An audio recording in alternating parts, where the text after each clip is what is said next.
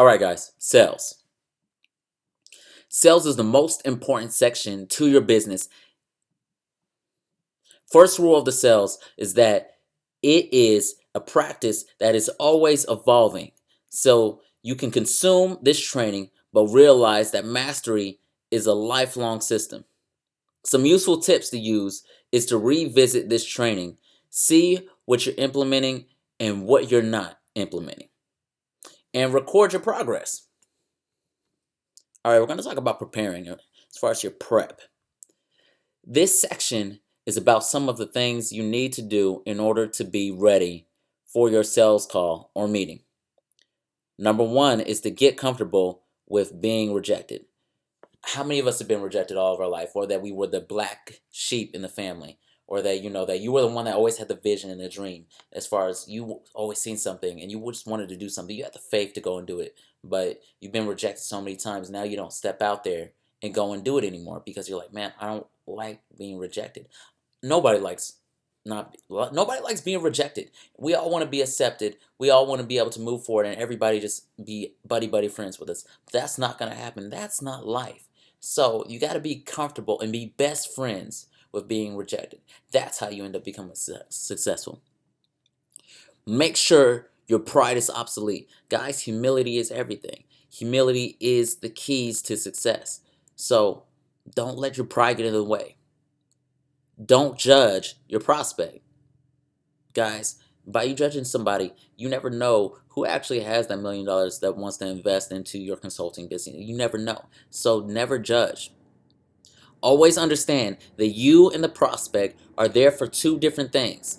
It's up to you to make the agreement and create the connection that will work for both of you. Think of your meeting not just as a sales follow-up, but a heart-to-heart meeting where two goals are looking to be met that you can alter someone's life. Utilizing the training. Some of the best things to prep your call by looking over your notes or PDFs 10 minutes before the call, so to keep everything fresh.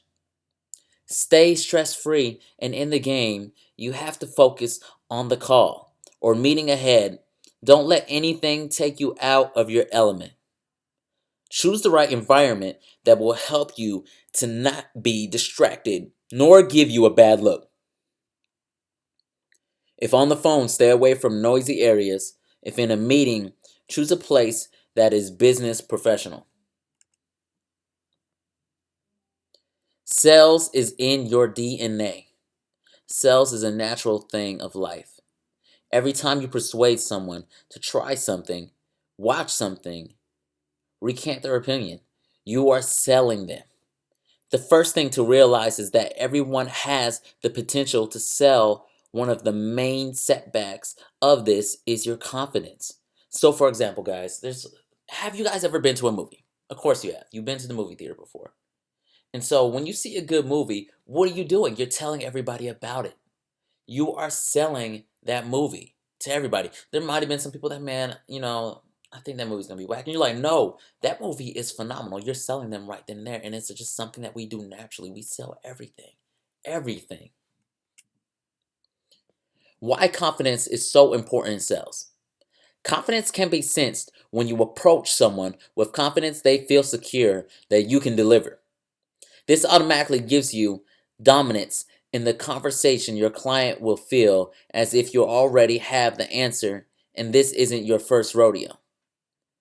Oftentimes, people miss the sale because of their confidence. It could be seen as there's an error in your service, or if you really feel if the job will be done. Fear contaminates your sale. Believe it or not, your confidence is based off of a fear, which is why lack of confidence will discourage your sale.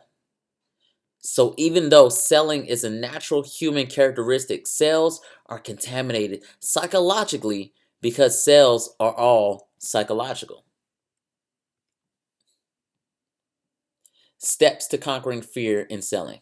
There are 3 things that will help you conquer your fear in sales.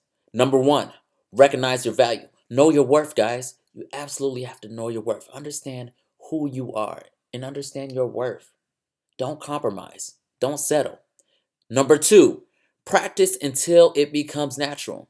Man, we all know this. Allen Iverson, he was on ESPN and he was like, practice? Practice. Guys, don't be that. You absolutely have to you have to practice. That's the difference between Michael Jordan and Allen Iverson. Allen Iverson was great and he was phenomenal, but he will never be the greatest of all time. The GOAT, Michael Jordan. Michael Jordan practiced his butt off. When he got kicked off of that team, he practiced even harder. The next thing you know, he went to North Carolina. Next thing you know, the Chicago Bulls. And now the greatest person to ever touch a round ball, Michael Jordan himself. LeBron's on his way there. Number three, have faith in the results. You have to have faith in the results, guys. Super, super important. Recognize your value. Only 80% of people realize when they have found something valuable. What you have to offer the world is priceless. But your confidence in your own value will put a limitation on your own price. Everything you can do is value because there is another who can't recognize what is valuable. One way to get rid of this research, one way to get rid of this is research a skill you have and see how much people get paid for it. You'll be surprised at what you can provide for a higher price. Guys, practicing until it becomes second nature. When you rehearse something so many times, it gets to a point where you can do it in your sleep. It becomes a reflex, something that comes sometimes to be a great salesperson. It just takes experience knowing what you're going to say will take the fear out of your voice and remove the anxiety from speaking with people. Have faith in your results. Many times people are afraid they will not give the results the client is hoping for. Your results could only go as far as your faith will take it. Emotions in purchasing. Part of being human is seeking, experiencing, and communicating emotions. The most fundamental emotion that all humans are motivated by are power, affiliation, and achievement. If you dig deep enough to any purchase, you'll see that the cause was because one of these cornerstone emotions that we're going to speak about. If you don't know how to invoke powerful emotions in the selling process, you'll struggle to get even mediocre results. Emotion. Number one, affluence and status. People want other people to know that they have money and are high status, thereby making them feel good about themselves through validation. This plays directly with motivation. Look how many people buy Apple computers or Tesla cars. These are your classy brand names known to be more expensive. How can you use affluence status to sell? Focus on the personal benefits. How can the results a prospect will get make a good impression on his or her boss? How can it help him or her move up in their career faster? Highlight the specific ROI. What is the monetary return your prospect will see? And how can you make sure all decision makers and stakeholders are aware? Use case studies to make it real for your prospects. Do you have any case studies that demonstrate the exact benefit your prospect is looking for? Even better, do you have any customers who get promotions after using your product and are willing to talk to prospects? Words that help paint the picture. In affluence, there are a particular set of keywords that will help you paint a picture to those who are interested in raising their status. As for example, reward, valuable, exclusive, distinguishing, profitable, gain. These will all help you paint the picture. Like, think of all the things that ran in through your mind when I said all those words. Those are going to paint a perfect picture in your customer. Number two, reassurance. Peace of mind is priceless in playing to the power of motivation. People want to have control over their lives. You can't put a price on feeling safe and protected. This is the business that all insurance salespeople and financial planners are in. How to sell using emotional reinsurance. Describe what your product will allow them to do. Can your prospect stop worrying about this one thing and focus on more important things in their business? You got to build trust. Use any signs of trust to your advantage. Have you received any awards or recognition in your industry? Do you have any additional training or certifications that will make your prospect more at ease? Give statistics. Share knowledge and statistics with your prospects. Do you have any industry reports or white papers that show tangible results? Do you have any case studies or users just like them that are getting the results they desire? Utilize your following. Prove others have already put their trust in you. Do you have any case studies already using your product? Do you have any testimonials from high-level individuals? Words of security. Capitalizing on emotional words like guarantee, results, improve, satisfaction, leader in, secure, safe, trusted, and reliable all can help you win trust. Number three, punctual needs. This plays to an individual's needs for achievement. If your customer is a working professional, busy parent, or anyone else with extremely limited time or energy, then selling convenience is a piece of cake. Selling to people with time constraints translate the value for them in terms of time loss. How much time are they losing continuing to do the things that they're doing? What are the long-term consequences if they don't take action now? Remind your prospect how much energy their current solution is costing them. What are other areas that are being affected? How is your solution vastly superior? Help them realize what else they could be doing. What would they rather be doing? What are the more important things they could be doing with their time? How much more effective would they be at their job if they could get this one area under control? Using words like productivity, effectiveness, simple, quick, plug and play, and done for you will help them realize how much they could be saving. Number four, entertainment. We all have this particular weak spot. We will pay almost any amount to enjoy a little more pleasure in our lives. This is where people buy based off of how much fun they would have. Translate the value of pleasure for your prospect. How does your product ultimately help your prospect become happier, whether it's a direct impact or indirect? How to sell utilizing entertainment. Make using your product enjoyable. How can you make the experience of using your product as enjoyable as possible? How can you surprise and delight your prospects? Help them imagine a brighter future. How can you paint the picture of a more desirable future? What would the ideal scenario be for your prospect?